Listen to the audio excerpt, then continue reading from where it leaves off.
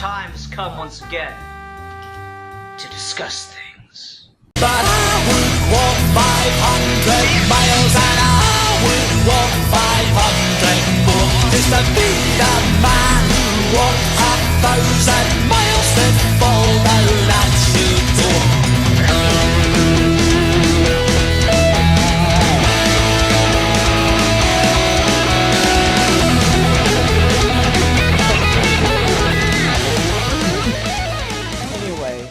Welcome, everybody, to this week's episode of Geeky Gentlemen. I am Sid Part 2, and I'm joined today by... I thought you were introducing us. Rasco. Steve.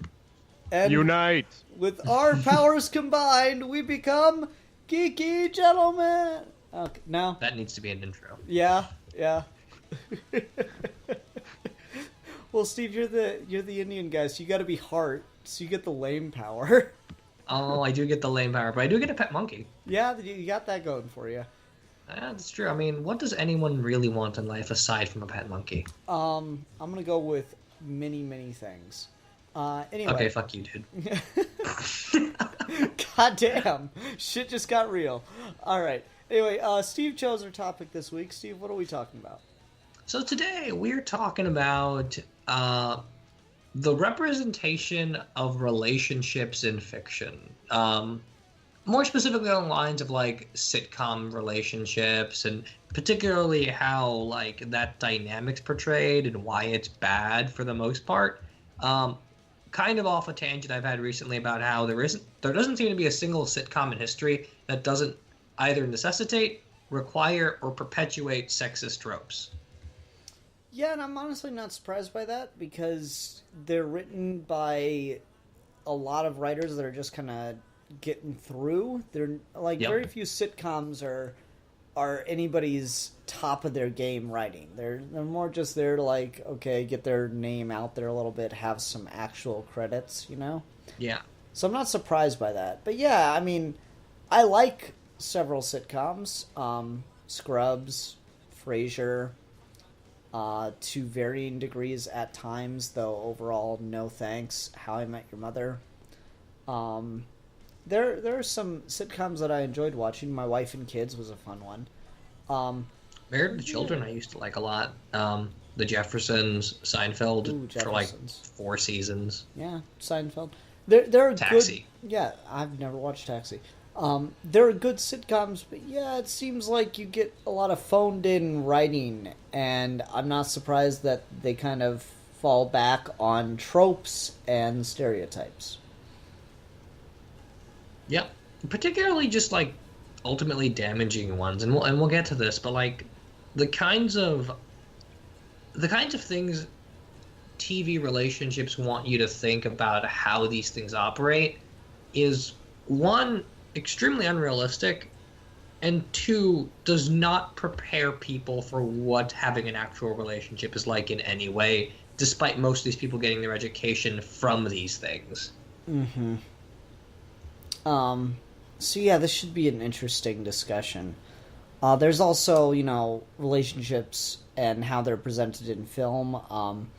Yep. It's always, like, really annoying that you have, the romantic comedies that just kind of show some of the most dysfunctional, unhealthy relationships ever, and then treat them like, oh, this is the pinnacle of what a relationship should be, and that's always strange and makes me just not like those things.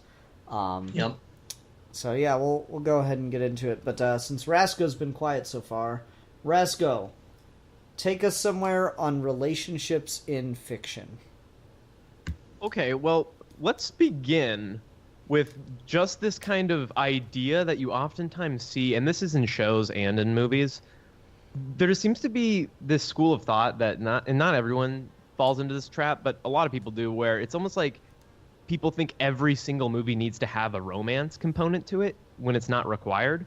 Now, there are obviously a lot of movies that don't have that, but I know that oftentimes people will complain about like shoehorned in romance in movies. Mm-hmm. And I was wondering, like, what do you guys think about that? Because sometimes I hear people argue that it's a kind of like a piece of the pie that is the human experience, and so it's like natural.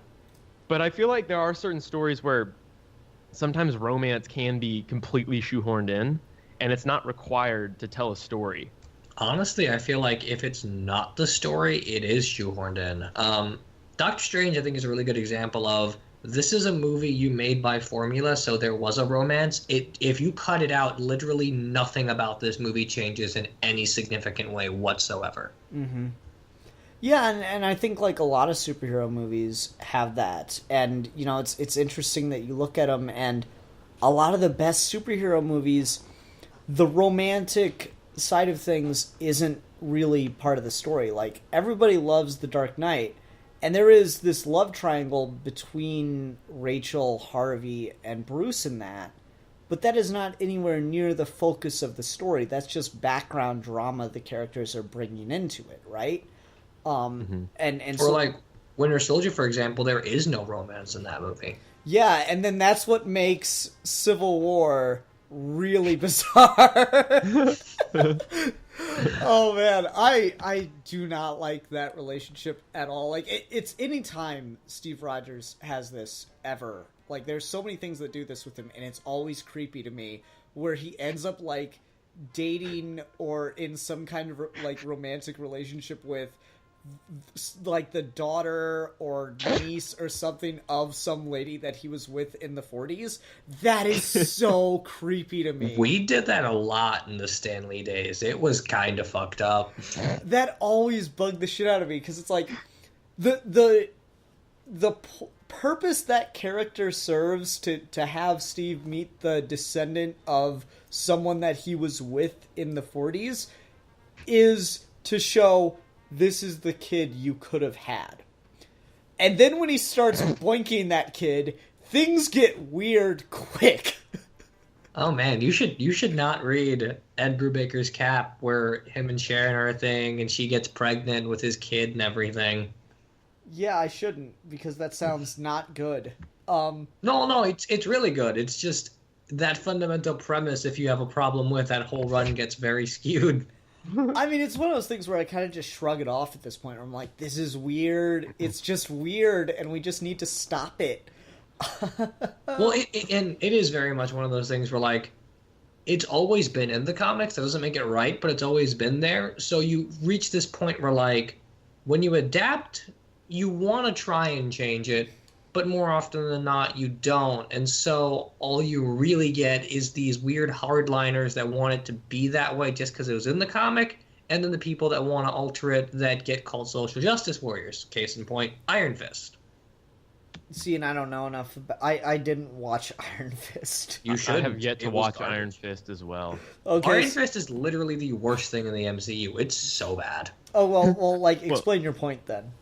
Well, okay. So it's like, Iron Fist, not in relation to this point as awful, but this was a big thing with it where, like, there is a massive social problem in Iron Fist as Danny Rand as a character being a rich white dude appropriating Asian culture for his own ends.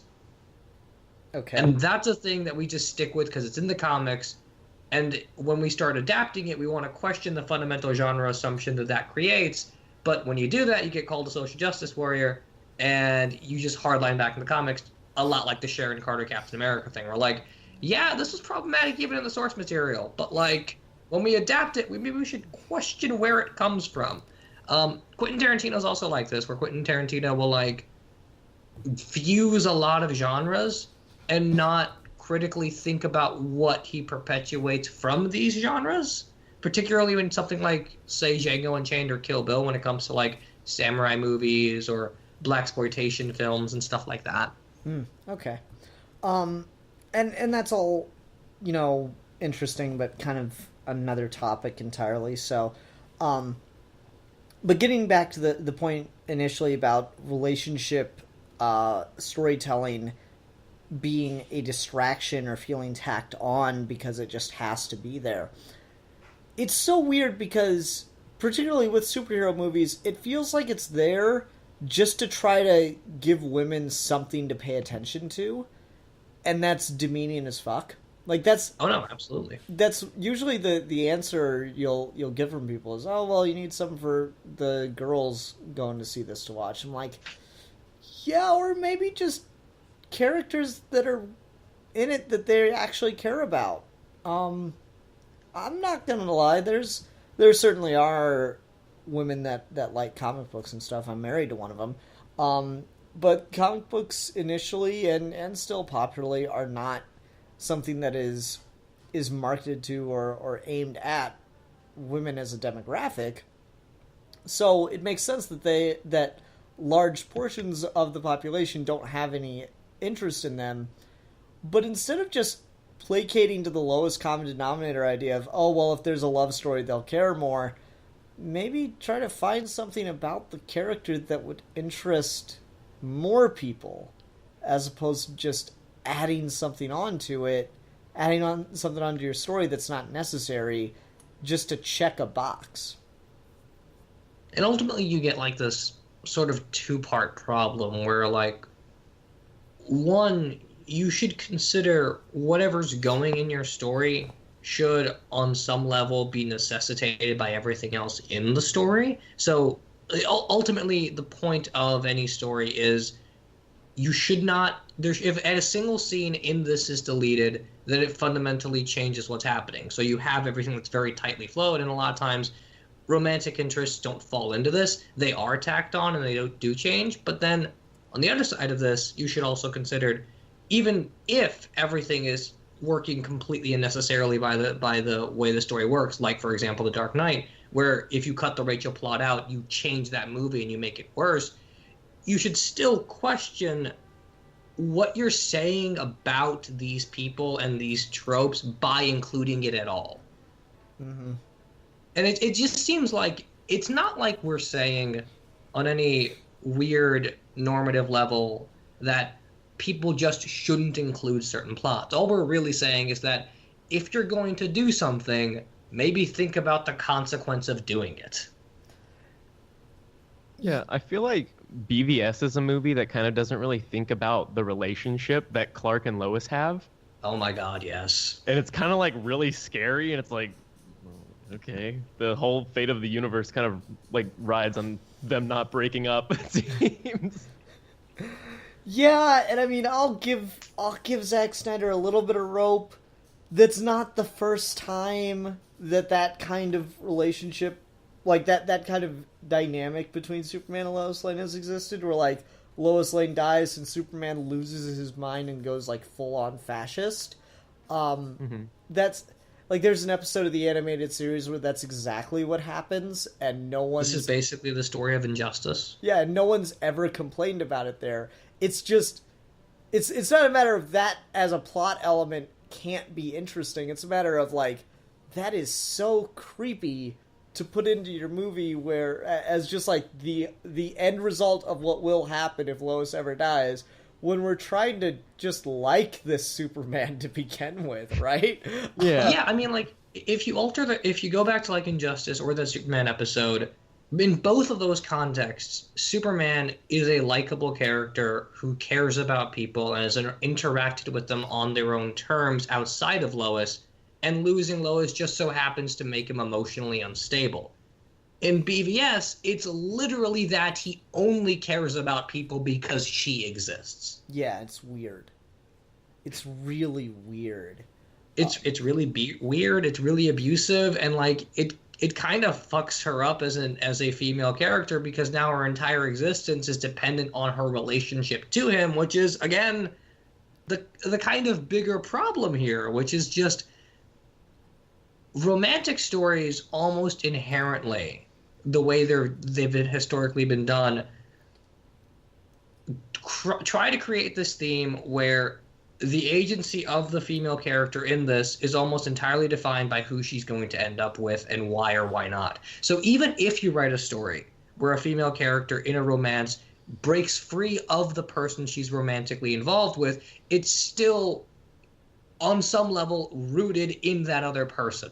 And that's always a really big problem. This is the problem with a lot of sitcoms, where like if a female character breaks up with whoever she's with for most of that show, her agency matters less, and more of the relationship context becomes the focus of the drama. And that's a real problem. Friends does this all over the place. That 70s show does this all over the place. Yeah, when Eric and Donna break up, it's just like this huge development in the series. And then when Topher Grace left the show, Donna just became so much less important to everything. Yep. That was a really weird direction to take. I mean, honestly, Topher Grace should have never left that show. He was the main character. It was stupid to continue the show without him, but whatever. No, they should have just canceled it at that point, yeah. Yeah, there was no reason to keep that show going. That was ridiculous. But, you know, something that's interesting here is a lot of what we're talking about is related to the way that female characters are written and how they're portrayed.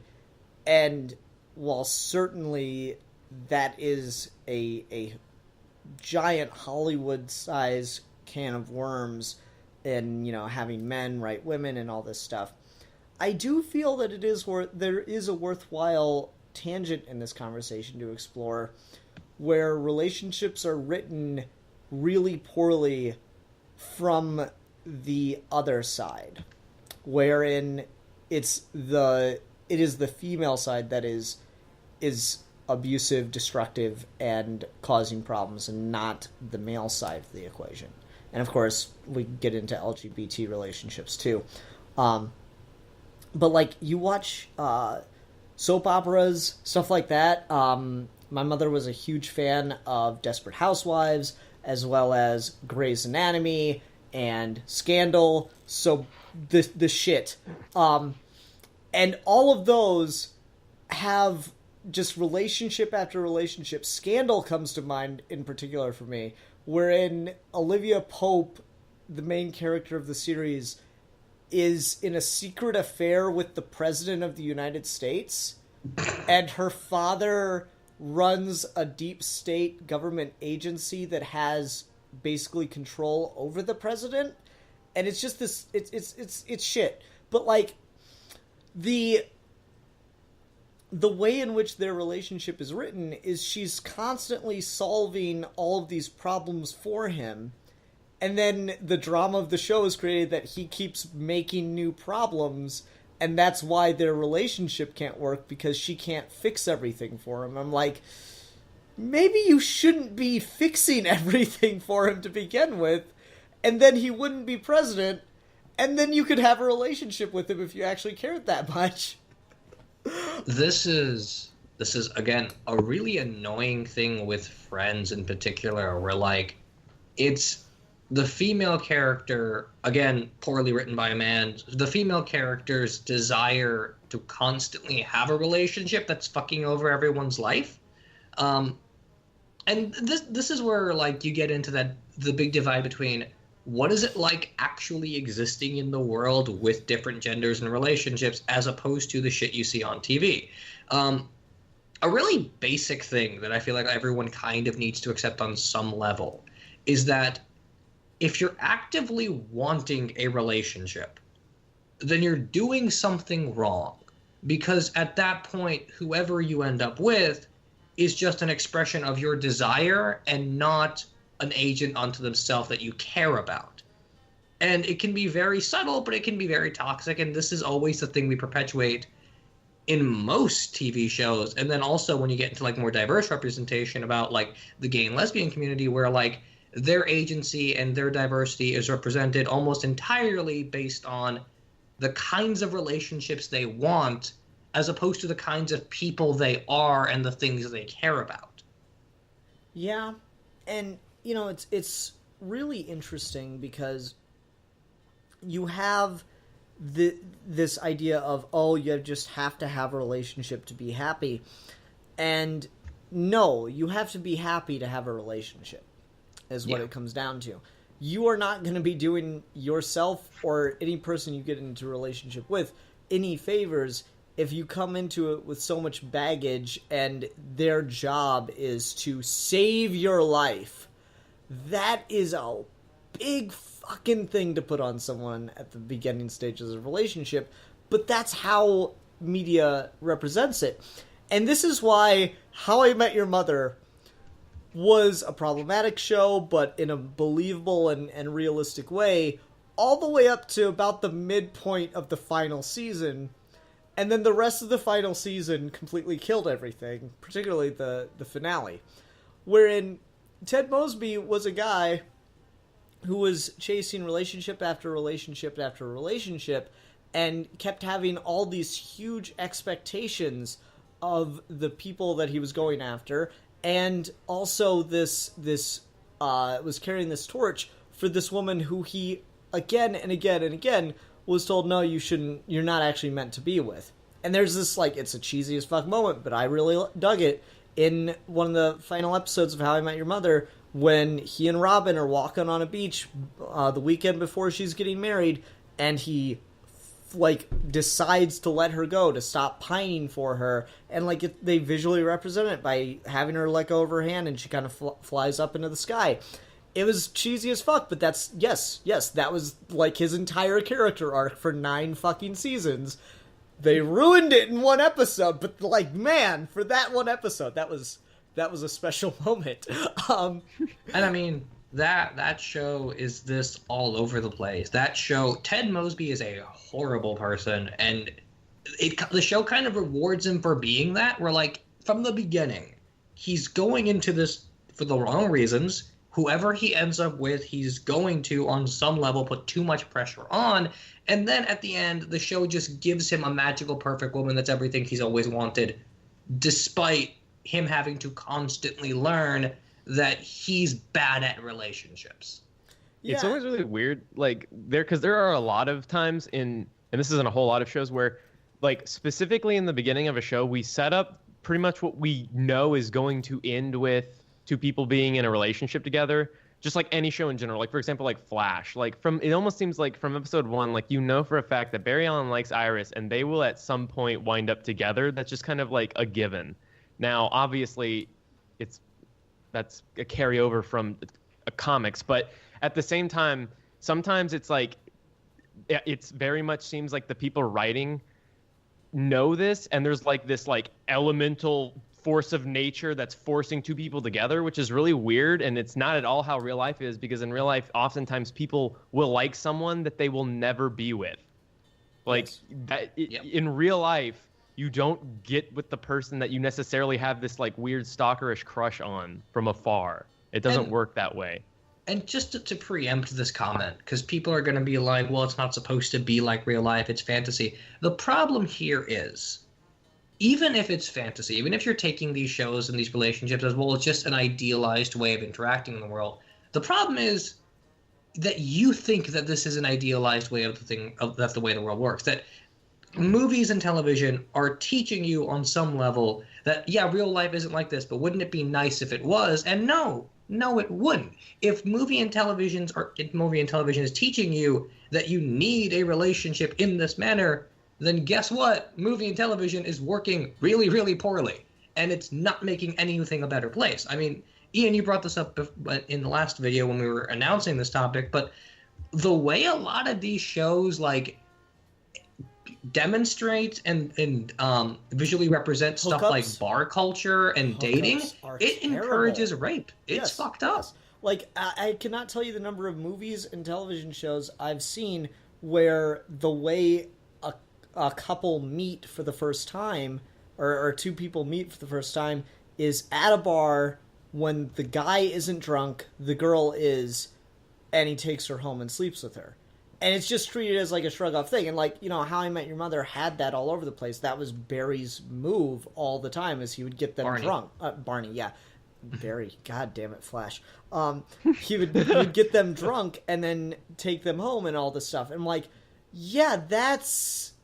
It's not okay, and it is very much in a legal respect, at the very least, rape. I remember being in a high school class, and we had a police officer in the school that was working security, but he came into our sex ed class and was talking to us, and he set up the situation. It's okay, let's say you and this girl are drunk one night, and you decide to have sex. is that rape? And everyone in the class goes, no. And he's like, yeah, it is. Legally, you could be prosecuted for rape for having sex with someone who is intoxicated. And, like, the whole class just erupted, and that doesn't make any sense, and all the movies and TV shows. And it's like, that's just people's default thinking now.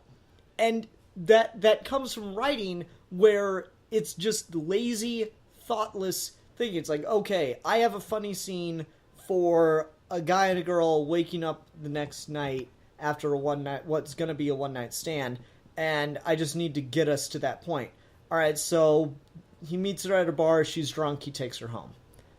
That's very, very much a not inherently evil, but very problematic way to write things, because it is thoughtlessness that leads to dangerous standards. And it is perpetuating a thoughtless and dangerous standard by doing that. And that's, I mean, it's terrifying. Like, particularly, like, interacting on a college campus and stuff, and, like, knowing people in this age range between, like, 17 to 25, you get a lot of people that have this perpetual problem of they think that they're failing or falling behind in life because they haven't found their significant other yet. In particular, you get people saying something along the lines of, like, if one relationship fails, then you've literally wasted months and months of time, or however long that relationship lasts. That this entire experience was a waste because your end goal was not met. Or in particular, you get people that have been in relationships for a long time and think that this relationship's a waste of time because marriage hasn't happened yet, or kids haven't happened yet, or a house hasn't happened yet. All of this comes from television. All of this comes from movies. What this is really telling you is that you want a thing, and the person you are with is a means to that end almost always, regardless of how well you treat each other. And that kind of thinking is dangerous, and it's a problem because what it really shows is that, one, you're afraid to be alone, and two, you are measuring yourself to standards that do not exist. And in particular, when we talk about, like, the whole... jump in real quick and throw out a Sartre quote that I love to death? Yes. If you're lonely when you're alone, you're in bad company. Yes, exactly. No, it's exactly that. And then, just to finish the point, the particular notion of, I had a relationship with someone for, like, say, 6 months, and then we broke up, and then they say, well, now that was a waste of 6 months. No, it wasn't. Because it was 6 months where you were living and experiencing and learning, and now you use that next time. It's never actually a waste, regardless of how much television tells you it is. Yeah, it's like this idea that you're with the wrong person and you're waiting for that whole the one thing, and just so much bullshit. It's relationships are not about finding the perfect person. It's about two people over time making themselves compatible for each other based on their unique vulnerabilities to each other. Yes. And, like, this is where that weird thing of westernized understandings of culture and modern Western cultures really start to break things down, because, you know, you hear about the idea of an arranged marriage, and, like, in the modern Western context, it's like, oh, that's so, you know, barbaric or whatever. That's like, you should always marry for love. I'm like, you should always marry the person you want to marry. I agree with that point. And you shouldn't be forced into a marriage. I agree with that point. But this notion of an arranged marriage is this idea that you will come to love this person, and the marriage is a commitment to get to that point. Ideally, of course, there are obviously exceptions on all sides here, but the whole point is we look down on it because we've now been indoctrinated into this thinking of, well, that's not what you're supposed to do. It's like, well, back in the day, that's all you were supposed to do, was just get an arranged marriage. Now it's changed, and now we can't see the benefit of what that provided, as opposed to this, you know, go and figure it out for yourself thing, which does have its advantages, obviously, but still, it creates a really weird juxtaposition where people can't see the benefits of either side. Yeah. To like ground this even more in just like stuff that we watch, there's this really bizarre stigma of like relationships not working out requires a person to like reevaluate their life. Like how many movies, how many TV shows open with this couple broke up or these two people got divorced, and suddenly there's like this whole midlife crisis situation or something like that. There's a lot of that, and I like Kramer versus Kramer is a really good example of this, and that's an amazing movie. But part of like what that does and what better things like this do, as opposed to the shit you see, is that it is entirely possible for two people to over time be right for each other because they've made them that way, and then over time not be. Relationships are not about love forever. Relationships are about people growing with each other, and at some point they can separate if they want to. It is not always this weird 20 years of your life is down the drain, now you're back to square one thing that you see on television. That almost never happens. There are numerous divorced couples that are civil with each other because they both decided that this is what they needed. It is not this weird, they failed each other or some such nonsense. Mm-hmm. Yep. I just want to throw asterisk in. My parents were not like that. My dad did not like my mother. And no, fair. And I mean, again, exceptions and such, it's there. It's just a matter of like, relationships beginning and relationships ending are not that dissimilar. And then at the same time, the fact that a relationship ends does not inherently mean that something horrible is happening. That, in essence, being single for your entire life is not a bad thing. And so all of these bizarre comedies and these weird dramas about this person finding out that they are lonely and coming to embrace another person is not how this should work. Yeah. And you know, I want to wrap this back to TV and talk about a sitcom we've barely mentioned and a sitcom that we've talked a lot about, because they both have a similar character arc for the main character. And that is How I Met Your Mother and Frasier.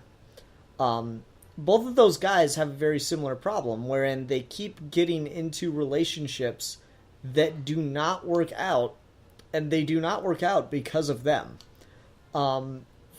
However, Frasier does it in a really interesting way. And, you know, there are still problems along the way with how the writers present it. The show ran for fucking 10 years. There are going to be issues. But, like, fundamentally, Frasier's thing was he was always expecting too much from somebody. He was always looking for this perfect, idealized version of a woman for him. And he could never find it because it could never exist. And so you have him dealing with that and dealing with that and dealing with that, and it all culminates in what is by far my favorite episode, where he starts having hallucinations of the, like, 3 major women who've been in his life, and he just drives north and goes to a cabin, and there's this amazing scene where he's yelling at these hallucinations and decides to leave, and he opens the door, and literally every woman he has ever dated is outside the cabin. That is one of the best visuals of all time, because he's got all this baggage of all these expectations he's thrown on people over the years, and he just can't help himself but just keep doing it. But then the way that series ends is quite beautiful, because he meets someone when he knows, hey, I'm probably not going to be able to continue this relationship long term because I'm taking my life in a different direction, and that's the best relationship he's ever had. And so the final episode of the series is him deciding, this is the one I'm going to go all in on. This is the one I'm going to give up something for. And it's left ambiguous. You don't know if the relationship blossoms or works out in the end. You just know that's the relationship that he actually gave up something for, as opposed to demanding things from. And to your point earlier, in that episode with the multiple women he's dated, the big revelation he has from those hallucinations is that he's alone because he's afraid to be alone. Uh-huh. Like that, ultimately, all of this obnoxious, irrational desire for relationships as a concept is because you are afraid of being alone on some level. Mm-hmm. Yeah, and that's just one of those fascinating things where, like, you contrast Frasier's development with Ted Mosby's development, and again, or lack thereof. Yeah, again, it was there. It happened in the final season, and then they all fucked it up. Like, again, both of these shows had problems along the way, but if you just look at them from top down, overarching, there was a clear progression and something admirable in the writing as it developed over the seasons. But then How I Met Your Mother just fucking tanked it all in one episode. It was, I mean, it's almost impressive in how much they fucked that series up in a single episode. It really is.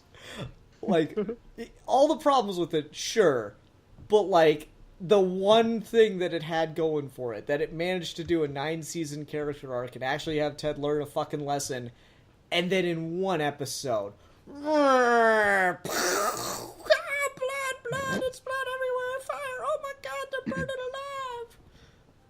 How I Met Your Mother, it has profoundly the worst final episode of anything ever, so much to the point that the last episode actually ruins the entire series, because now you know it's pointless. Yep. It literally makes the joke of the first episode non-existent anymore. It, like, that first episode makes no sense in relation to that last one. You physically cannot go back. Well, like, it's weird because obviously the fact that they have footage of the original actors that played the kids in the final episode, that means that they planned this ending for a long fucking time. And yet, season 9, almost on the whole, completely contradicts that ending in every conceivable way from just a writing standpoint. Yep. And so, it would seem that, like, the writing staff somehow changed to the point where they're like, yeah, we know how this is gonna end anyway, but we're gonna give the actual ending of this character, like, 5 episodes earlier than the end of the series. And yeah, I mean, they just milked that show for all it was worth for far too long. Definitely. But yeah, it's that really great contrast between Frasier and How I Met Your Mother, where you have characters who really are have a very similar problem. Like, oh my god, you know, it'd be amazing. I would love to see an episode of How I Met Your Mother where he goes to counseling with Dr. Frasier Crane, or calls in the show. God. That would have been amazing, because Frasier would not know how to deal with that. He would not know what advice to give him. That would be movie worthy. Yes, definitely. Timelines don't match up because Frasier actually learned his fucking shit, but that would have been great.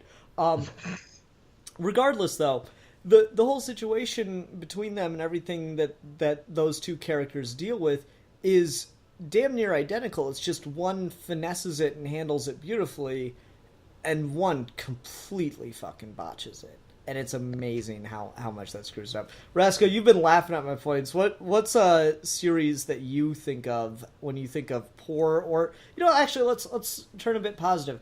Rasco, what is a series or movie that you think gets a relationship really, really well? It shows not necessarily a realistic, but a good relationship. I'm really glad you asked, because I was literally about to ask you guys if you'd seen this movie, because I've seen this movie a whole lot, and listening to you guys talk, I was thinking of, like, something that doesn't perpetuate this kind of, like, negative all or nothing relationship kind of stigma, where it's like either it works out and it's all worth it, or it doesn't work out and it's terrible and it was a waste. So I was thinking about this movie that I watched. I don't know if you guys have seen it. Have you ever heard of the movie Along Came Polly? I have no idea what that forever ago. It has Ben Stiller and Jennifer Aniston and Philip Seymour Hoffman in it. Oh, shoot. That sounds amazing. And it is like this rom-com about a guy, Ben Stiller, who is like a risk analysis person who, like, decides whether or not people are too risky to provide insurance for, pretty much. And, like, he pretty much on his honeymoon, his wife sleeps with this guy. And, like, his marriage is, like, ruined at that point because she just, like, sleeps with their scuba instructor when he's gone for, like, 30 minutes. And he meets Jennifer Aniston once he goes back home. He lives in like New York. He meets Jennifer Aniston, and he used to date her when they were in high school. And she's kind of like this, like really kind of like almost. She's kind of like the Spock to his Kirk. Like she's very like risk, living in the moment kind of person who doesn't like, who's willing to take risks and is just kind of a more adventurous person. And he's very much not that at all. And it's like literally kind of like a movie about two people that really aren't that compatible with each other, kind of like finding ways in which they are, and like they actually, it's just like a really weird, interesting movie. But I haven't seen it in a while, but I've seen it a whole lot. Like when I was really young, for some reason my family watched this movie all the time. And so it's been a while, but thinking back on it, it might be a really good example of like a relationship that turns out in a really positive way. Yeah. The relationship in a film that I go to, because I think it is fucking perfect. Like, there's even a meme of it that I love to death. I'll quote the meme because it's a great one. People say they want to love like Romeo and Juliet. I want to love like Gomez and Morticia Addams. Yes. Like, I've got to rewatch some of the old Addams Family series because it's been a long time since I've seen any of the black and white. But those fucking movies, those two are just the ideal couple. Like, their weirdness matches perfectly. There's this great opening scene, like their character introduction as they're waking up in the morning, and Gomez is like getting dressed and Morticia's still laying there in bed. She says, "Gomez, last night you were like an animal. You frightened me, howling and ravaging. Do it again." I love that. That is so funny. It's just like those two are just so... they've been married for years, they have kids, but they're still so absolutely in love with each other. They're so passionate. That is a great relationship as it totally fits the kooky, wacky deconstruction of the modern nuclear family thing that the Addams Family ended up being. And it's just like, oh, well, your nuclear family, the man and the wife sleep in separate beds and all that stuff, but Gomez and Morticia are like passionate lovers, and just all that stuff. I really adore that about Gomez and Morticia. And I'm sure that as I was saying the meme that people were thinking I was about to say Harley and the Joker. No. Fuck that. No.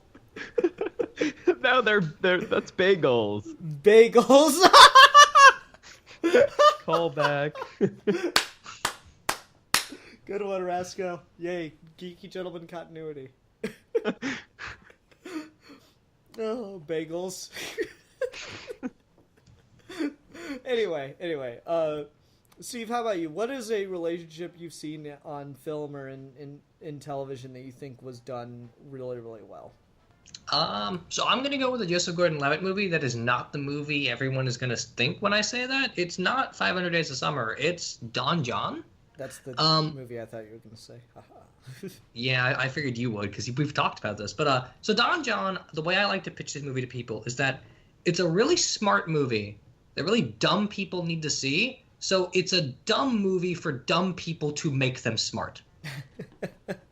Because this is not a movie you give someone that already understands these things, because at that point you're just preaching to the choir. It's a movie about a dumb, hyper-masculine, toxic human being who watches and is addicted to porn, who's an awful person in every respect, learning that he is an awful person through his ideas of relationships. And there's a whole commentary on like romantic comedies versus porn and stuff that we don't have to get into, but like Don John's got a really interesting turn in it, where when he ends up with Julianne Moore, she says that they have a purely physical relationship because that's what she wants right now, and it's also something he doesn't understand on a fundamental level. And by the end of the movie, he understands her as a person, and it's not necessarily even a relationship in a traditional sense as much as it's just two people helping each other get over certain ideas with each other, as opposed to what it was earlier when you had Scarlett Johansson and it was entirely about the image and like that sort of social checklist of where you need to be at certain points in your life. it's a really interesting movie. Not in this hyper deep level of like you can find tons and tons of layers for the people that already understand these things, but like for someone that doesn't understand the problems with the way we depict relationships, it's a really good distillation of like, ultimately this is the exaggeration of the kinds of men you're portraying, this is the exaggeration of the kind of women you're portraying, and here is the more nuanced of how people live and grow to join each other. Definitely. And you know, that kind of leads back to something that drives me nuts in the way we portray relationships. And this is more particularly to sitcoms. I'm thinking of what was that Jim Belushi sitcom? That was like the perfect example of just how stupid it could be. Anyway. It's like we have this inability to be adventurous in sitcoms and show, you know, good relationships, so we just keep showing the same relationships to the point where, like, so I can make a list of the sitcoms where it's big fat dopey guy who wisecracks his ass off, has a wife who is 10 miles out of his league because she's a professional actress. And, King of Queens? Is this what you're talking about? Yeah, King of... No, that was Kevin James. I'm talking about Jim Belushi. But that's I know, I was thinking like that's another example of that. Yeah, King of thing. Queens, George Lopez show. Big dumb dopey guy, blue-collar worker, married to a woman who is just miles and miles out of his league and should not have to put up with any of his crazy, wacky, antic bullshit. And then, like, the way they work it is he's the dopey idiot, but she's the smart one. She's the one that really knows what's going on in the house, but he still gets one up on her every so often. And it's just like, quit doing that. Yeah. It's laziness, and it's this attempt to show, oh, see, we think women are smarter than men sometimes too. It's like, no, you don't. You just think you think that, so you write the most stereotypical blasé representation of it you can possibly imagine. Well, and it's perpetuating those really bad gender stereotypes and that really annoying division between like emotion and logic, because essentially what they're saying is that the trope is the man is the smart thinking person and the woman's the emotional one. And so let's have a context where the man is feminized, so where he's dumb and irrational, take Peter Griffin, but the wife is smart and rational and more masculine, take Lois Griffin.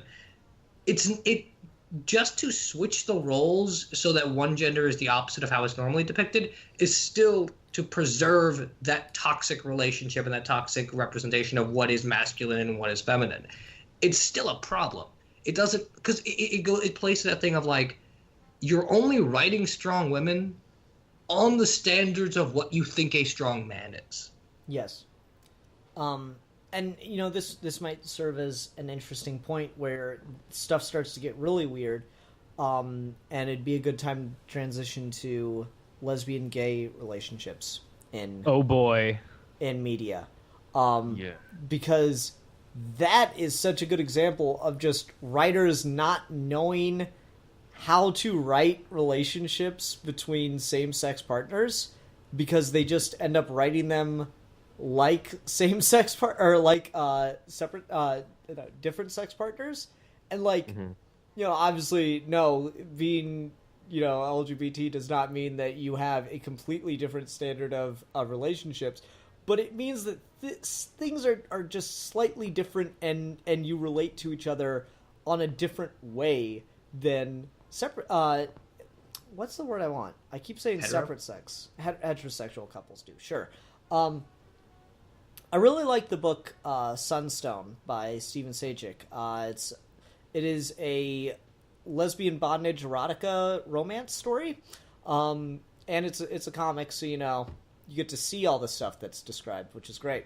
But like that actually shows a blossoming same-sex relationship with two people who have never been in a same-sex relationship before, and it does it in really interesting ways. Where like, they both wake up one morning, and they both have to get to the bathroom. One because she's late to work, the other because she really needs to pee. And as such, that is I've had that exact situation with my wife and I. Difference is, I don't know the proper way in which to say you were taking too long, because I don't know what women do in that part. I'm sure there are videos on the internet. I have no desire to watch them. But, like, there's this great scene where she's sitting there waiting for her partner to get out of the bathroom. She's like, okay, you can't pull this on me. I know it doesn't take that long. And that's really funny. It's a subversion of that kind of thinking of like, oh, well, it's just the same. It's similar, but there are very key, very particular differences that change and develop things. Because what that particular scene was, and I can't say that this is across the board, but it was a good example to highlight these kind of assumptions that we make and differences. And I know I've had conversations with women in the past, so I feel reasonably comfortable that this is some shit a lot of women do.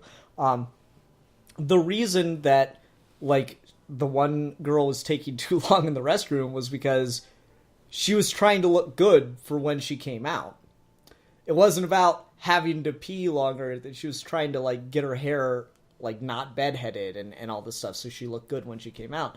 And I know, like, I've talked to women and they've been like, oh yeah, I do a little extra stuff to, try to make myself look more appealing, more than, the absolute time I need to be in there, that kind of thing. So that's just, like, a really good subversion to catch kind of moment. And those are particular things that I don't see in a lot of film and television that tries to write same-sex couples. Interesting. I'm really, like, have either of you guys seen any episodes of Orange is the New Black? Yes. What do you think about it?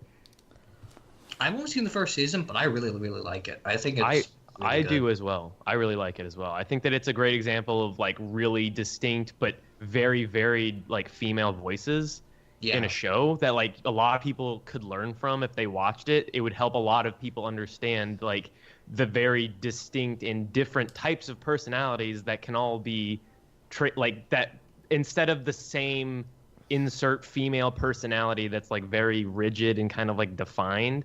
People should watch that show. They'd learn from it. Gotcha. Yeah. And, like, I watched it the first season. I thought it was kind of interesting. I just didn't like the tonal shifts that it would have. So that kind of turned me off from it. But yeah, I thought that did a good job in relating, especially in that first season, the relationship with her fiance and her ex-girlfriend in prison, and how that just kind of breaks down. Yeah. And there's the person that you, like, logically are supposed to be with, want to be with, and then there's the person that's there.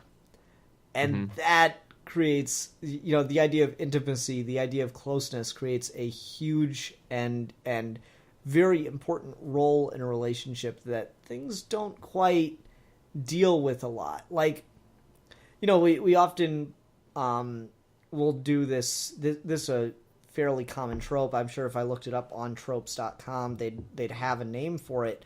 Guy comes home from business trip and finds wife or girlfriend sleeping with someone, and that's the immediate end of the relationship.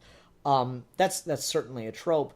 And it's weird because we do that and it's, like, meant to show, oh, see, women are evil and they, betray you at the first chance they get. It's like, yeah, sure, that's a shitty thing to do, but at the same time, how often are you fucking leaving that, like, this seems like the right decision for her to make? How often are you just, like, not there? Yeah, I mean, it's a weird thing where, like, okay, so we feel bad because someone got cheated on, but we're not asking the question of why someone felt the need to cheat. Mm-hmm. And then also, why are we preserving relationships in such a way where, like, cheating's a bad thing and what's actually happening here? Yeah, that's a little slipperier, but I'll give you that. I mean, it just meaning that it's more complicated.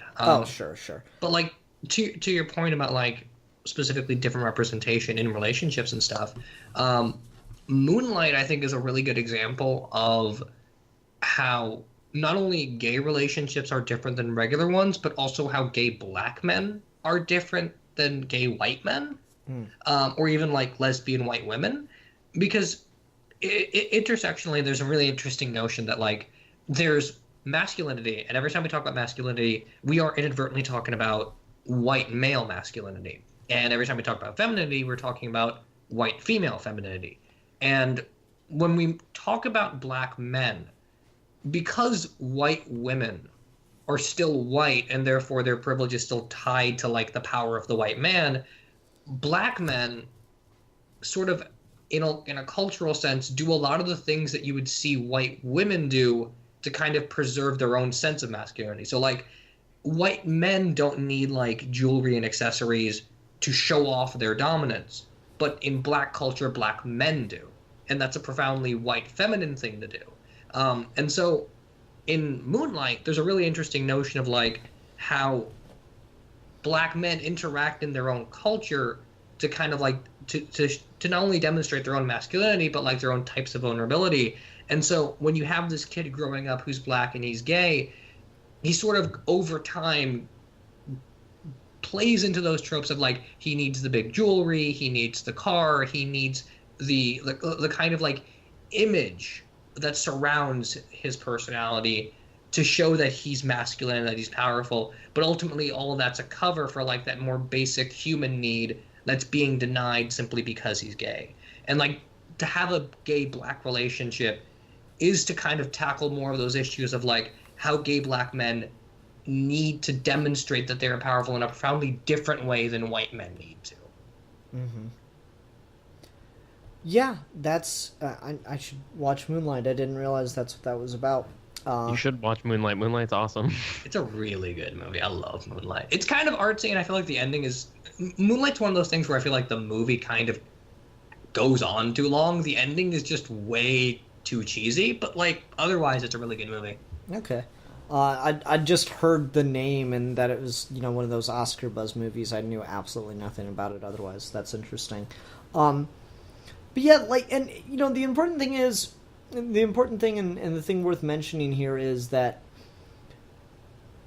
you need just more diversity behind the page to write more relationships. I feel like, you know, Shonda Rhimes is someone I'm going to decry because she does horrible relationship writing, but at least she does the variety of it wherein the woman of the relationship is often the one causing more of the problems that traditionally would be the man being the one that's doing all the stupid shit. She at least reverses that poor writing dynamic. But just generally you need more women, more people of color to highlight different types of relationships when you cross the color barrier in culture, and also just more people of different sexual orientations, because there are intricacies and nuances in those relationships that are just different and slightly tilt or skew the entire context of how the relationship works. Like, what's the movie? I can't remember what it's from. There was like this whole thing about someone not knowing what gay people were. It's like a little boy not knowing. Oh, it's Riley. It's Riley from Boondocks in the comic strip. Riley discovers what gay men are, and he is just absolutely perplexed and fascinated, and also disgusted. So he has to just keep asking all these questions that are like really foolish, really stupid. But like, you know, I was a young boy once that didn't understand homosexuality at all. I had those thoughts. So he would ask really, really stupid questions, like, so which one's the girl? And like, that's a really dumb question. It's like, they're not. They're both men. There's like this idea, oh, which one pitches, which one catches. There's like a whole group of things called switches out there. It's like there's all these intricacies and nuances, and things don't quite work the way that you think they do. And that's just before we even get out of the bedroom. like, you know, there's the whole gay rights marriage thing. Gay marriage thing has kind of come and hopefully gone, but I don't know. Trump will find a way if you believe hard enough. Like, you know, the notion of, well, what's a gay wedding supposed to be? Like, we have this I mean, I had a traditional wedding. We have this image in our minds of what a traditional wedding is, you know, bride and groom, one comes with a dress. It's like, well, what is a gay wedding like? Does one of them come wearing a dress? Like, the majority of the time, no, but a few, sure. It's a whole different world. There are all these different fucking flavors, and people just have a really hard time wrapping their heads around it. So when it comes to portraying it in media, they don't, like, when you just have white guys who vaguely know of the culture but don't know about the culture, you get some really trite writing done that gets championed as like one of the greatest, most thoughtful things ever. And this is why shows like Modern Family have won Emmy after Emmy. Yeah, Emmy after Emmy, because, there's a gay couple in it. Yeah, but it's not a very well-written gay couple, though. Yeah, I mean, this ultimately gets to that, like, deeper point of the problem with not talking about art in, like, a more political, ethical sense is that what you see on TV is, in a way, normalizing and creating standards for how you think the world operates. And so when you do that whole, like, basic thing of, like, write what you know, and 80% of the people know that kind of, like, heteronormative idea of what relationships are like, you're skewing it in favor of that and then opening yourself up to all these questions for the majority of other people that don't have these same experiences. Mm-hmm. And so women should write women for women to watch, because there's a profoundly different perspective from women. But then even deeper, there's a profoundly different perspective for a white woman than there is for a black woman than there is for a black lesbian woman than there is for a trans black lesbian woman, or something along those lines. Like, these lines intersect, there's complications. And so the way you're depicting a relationship, no matter how well-intentioned you are, there is a certain voice that needs to be in this discourse if you want to talk to them directly. There's lots of stuff that gets made almost entirely for a political reason, whether that's good or bad, of like, I'm making this because this type of person needs to look at it. The Miss Marvel comic is made partly because it's an interesting story, but more so because this is a teenage Muslim girl who is a superhero, and that's important. And that works because the person who created her is a Muslim woman and understands how this needs to work and how this relates to that person. It doesn't matter how well Bendis is able to write her, he doesn't get that experience. And because he doesn't, he's going to start connecting them to an understanding he has for a profoundly different audience. So Kamala Khan does not need to explain to her Muslim audience the norms of a Muslim community, but Bendis will. And suddenly he's basing them on the standards he knows, not on the standards they need to know. Mm-hmm. Yep. And it's that nuance, that difference that creates these distinctions, because no matter how open-minded you think you are, the fact is you've grown up in this world and been shown things and just taken them to heart without ever thinking about them. And you don't realize that you don't think about it until you're confronted with the moment when you realize, I never have thought of that. And there's nothing to be ashamed of in that sense. Ignorance is not something to be ashamed of. Willful ignorance is. Not wanting to know more, not refusing to learn more, refusing to reevaluate your beliefs. That's the problem. Legitimately just being unaware of something because you live in a culture that has led you to be unaware of that, you know, it's not ideal, but that is okay, as long as when you are confronted with something that challenges those views, a little bit of skepticism and clinging to your views is acceptable, but at a very certain point there is a reasonable level oh, I need to rethink this because I clearly don't know enough.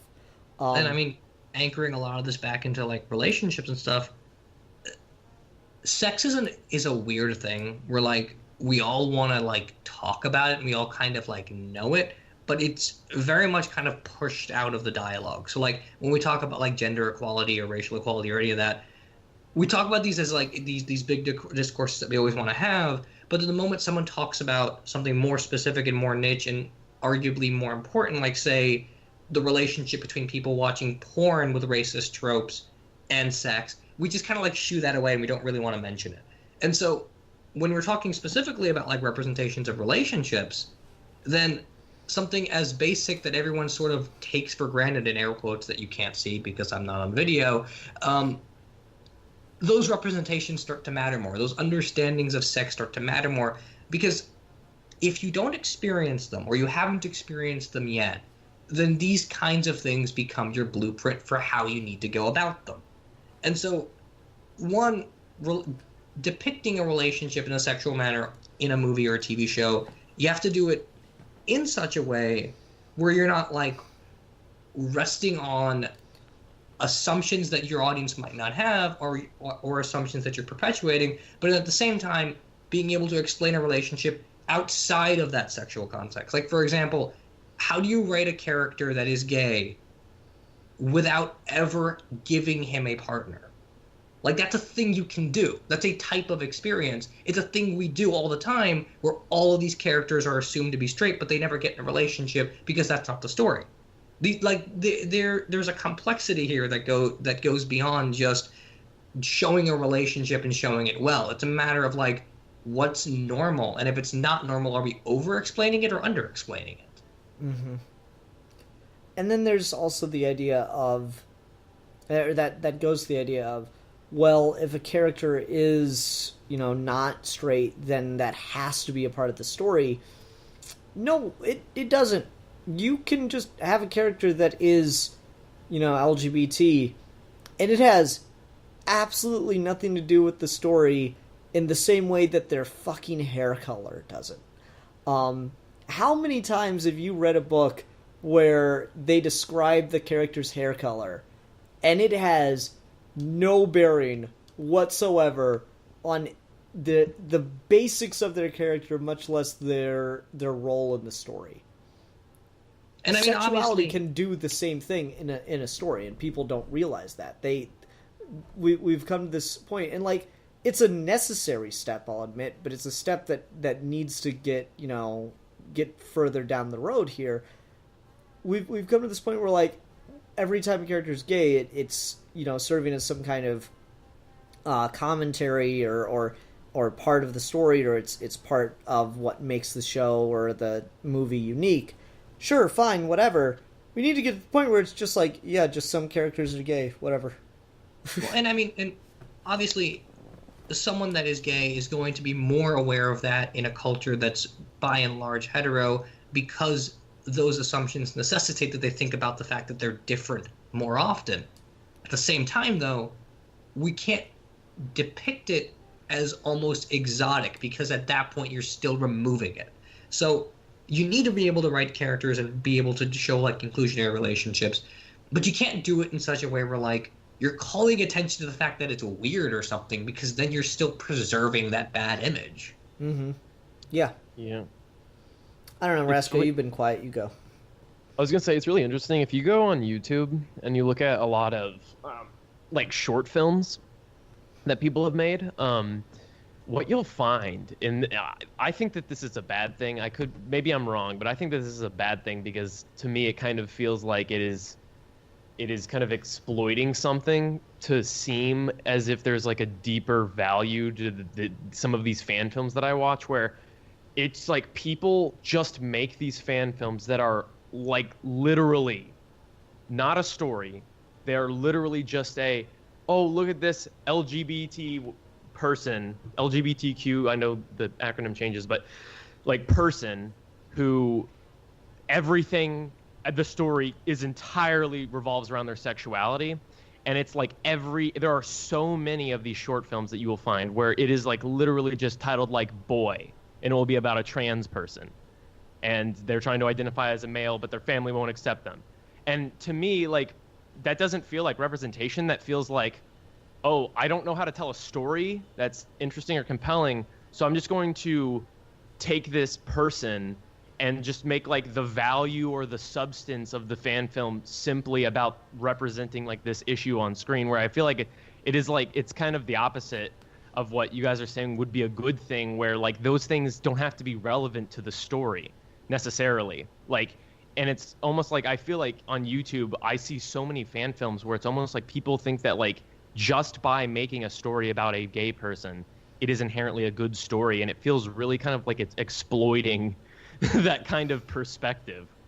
Yeah, I mean, it goes to part of like what Ian was talking about, where like there is like this sort of step of like, okay, on one level, we need to acknowledge that there are different people that are being oppressed.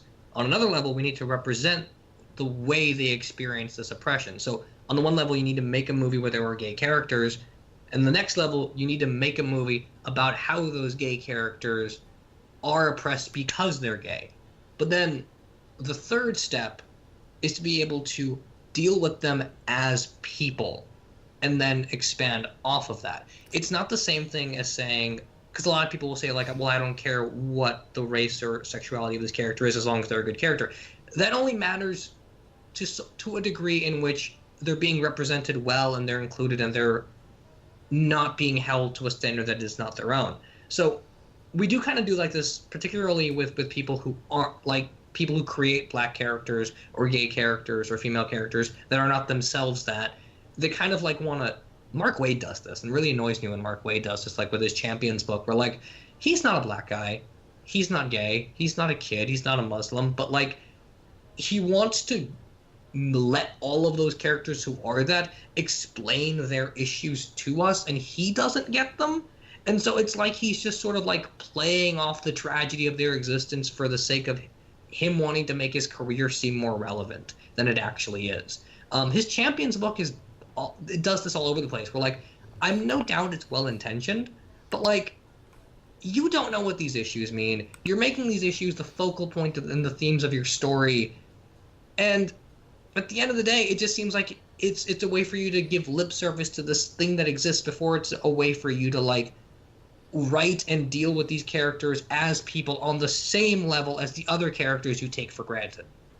Yeah, and you know, it's interesting because people seem to think that skipping steps is the solution. Like Stephen Colbert does this, or did, I don't know if he still does, but he had this great bit under his Colbert character where like a black person would come on the show to discuss like their book that dealt with something on race, and he would say, "Now they tell me you're black. I'll have to take your word for it because I personally do not see race." And it was that like parody level of, I am incapable of seeing race. I am so not racist, which is just absurd. And so you'll have a lot of people like that. It's like, oh, well, I don't care if the character's gay or whatever. They just need to be a good character. We just need to judge the story on its own merits. Yes, but you're missing an important part of the equation. Part of the story's merits are how well it is presenting characters that are outside the norm, why those characters are outside the norm, and what the story is doing to make you forget that those characters are outside the norm and take them as the characters that you would otherwise assume are straight. Yeah, I mean, it's a matter of like, okay, you can either take these people that are different and break the norm, which is what should be happening, and then you deal with them as actual people, or you take the norm for granted and twist those characters' differences to fit within the framework of the norm. And the people you're describing tend to do that, where like you're judging, you want to judge the character based on the standards of the story, but the standards of the story are this very heteronormative thing, so you need to demolish that first. Yep. And that's the thing, is like the majority of people that use that criticism, I don't care about the politics of it, I just want a good story. The politics of it affect how good the story is. If you have, like, I cannot tell you the number of things I've read where it's just, okay, this character is white male, and we're just gonna last minute let's just make him black for diversity's sake. And this is like the funny thing is, this is something that, you know, the people on the right will pick up on, and they go, oh, it's just the diversity quota book or the diversity quota movie. You just throw this character in and make him black just to say you've got a more diverse movie. And they're not wrong. They're assholes because instead of, you know, diverse characters, they just want all white characters. But like you have guys that, like, you'll have movies where someone's just written as generic character, and then they cast black, white, whatever person for it. It's funny, this is the second time I've talked about this tonight. I did a video with Joel Davis and Red Leader about this. But you'll have a character who's written white and then cast with a different ethnicity, and so their ethnicity doesn't affect it, and it's even worse when you get to books where it's written this way. They're written white, and then just randomly it's like, you know, we could use more diverse characters. Let's make this guy another race. And sure, I mean, I'll take whatever I can get. Maybe someone else will do something with it in the future if we're talking comics that'll make it worthwhile. But so much of that is just, it's missing the point, and it is checking a box, and that's a problem. Kong, King of the Apes, really bad animated series, does this all over the place. All these characters of different ethnicities are in that show, and they have absolutely no bearing aside from silly accents on what they bring to the table in that show. All of them could be white because they're all just as bland, just as pointless. And it's ridiculous. And I mean, just to summarize, and maybe we're like going in circles, but just to summarize that in like in a more in terms, I think people might like fit better to whatever I'm rambling, but like, so if someone says I just want a good character, then good character that's black, good character that's white are different things. Mm-hmm. And I don't think people ever want to acknowledge that. Like, writing Black Panther well and writing Captain America well are different things. Yep. Okay, is there anything else we want to talk about with relationships? I'm trying to think of what I want the title card to be. Kind of want to get maybe like an I Love Lucy feel going here. Well, like me and Steve and Rascal will be the baby. Oh, yeah.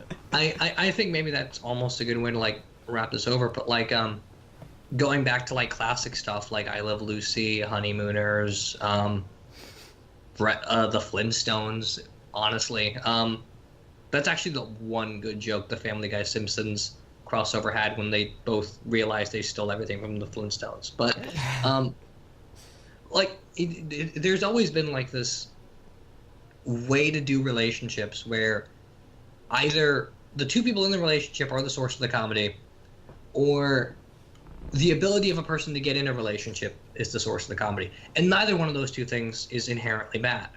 The problem comes down to the fact that we do this over and over and over again, that we have countless TV shows where the dynamic of the relationship is the comedy, or a person's desire to be in a relationship is the comedy, that we start to create norms of what we think is funny about relationships and what is true about relationships. Because if you want, like, say, for example, if you want the dynamic of the relationship to be the source of the comedy, what you're effectively saying is that everyone's agreeing to a context of the relationship. And for this to be funny, it's breaking the context. And so you're kind of creating a normal and then breaking the normal, and that's the joke. And so if you do this over and over again, you're going to define a normal relationship. And the problem is not that in the way the world we operate right now, that people have normal relationships and these are bad. It's that there's a profound disconnect in the normal relationship the TV wants you to think exists and the way relationships actually exist. Because more often than not, successful relationships that you see in the world are almost nothing like the ones you watch on television. Mm-hmm. And that's because those are more well-adjusted people that are getting together. And then if they don't, then they're just toxic, and that's a different thing. But like, the history of television and movie relationships just keeps creating this false standard, and it keeps not preparing people for what it's like to ultimately relate to a person. And I had a little bit of a rant on Twitter the other day about this, but we live in a world where caring is not something that comes naturally. It's a thing that you have to put effort into. And the way we demonstrate that on television is profoundly affecting our ability to relate to and care about other people, and that's a massive, massive problem. Mm-hmm. Yep, I think that's a good place to end the discussion here. I'm gonna fucking regret this, but Rasco, we need a review topic for next week. Fuck yeah! Alright. Can it please not be an awful movie? Or if it's like an awful movie, can it be a movie that's fun to make fun of for everybody? There's only one movie I can pick because it's the perfect movie to pick. Ridley Scott's film that he made after Prometheus, The Counselor, with Michael Fassbender. Okay. That's what we're going to review, everybody. Okay, should we do I think we should review the unrated extended cut, but if you can't, then the theatrical cut's fine. How much of a difference in runtime is there? Not a whole lot, as far as I'm aware. I'm pretty sure there's only a few, like maybe even less than a minute of added footage. Okay, I was curious. I could be wrong about that, but there's like one shot that I know is not in the theatrical cut. That's like a really like holy fuck kind of shot that like puts it into this other category of unrated extended cut, I guess. Oh, I got you. No, I was just curious and asking because unrated director's cut movies releases that come out like this, most of the time it seems like it's just because they edited out part of the violence, but every now and then you'll have something where like it's literally 5, 10, 20 minutes of footage that is more psychologically violent and you need that and it makes it a different movie. Mm-hmm. Okay.